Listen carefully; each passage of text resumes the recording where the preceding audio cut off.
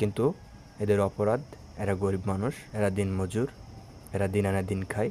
রোদ বৃষ্টি মানুষ কসাই এদের সাথে যুদ্ধ করে তারপর বেঁচে থাকতে হবে। আপনারা যেহেতু তাদের পেশার বিকল্প কোনো ব্যবস্থা করেন নাই, সেহেতু আপনাদের সামনে আমাদের দুটি অপশন, দুটোই অনুরোধের। কারণ আপনাদের তো আর আমরা কোনো কিছু কমেন্ট করতে পারি না, বা কমেন্ট আমাদের দ্বারা সাজেও না। এক নম্বর হচ্ছে, এই পেশাদারী মানুষদের পেশায় নতুন কোনো পেশায় নিয়োজিত করুন, অথবা যতক্ষণ তারা পেশা না পায় এতক্ষণ তাদের একটা পেশার ব্যবস্থা করুন। অন্যথায় পুলিশ ভাইদের হাতে থাকা বন্দুক দিয়ে একটা শিওর শুট করে দেন। কারণ পরিবারের চাপ কত ভয়ানক শুধুমাত্র সেই জানে যে পরিবার চালায়।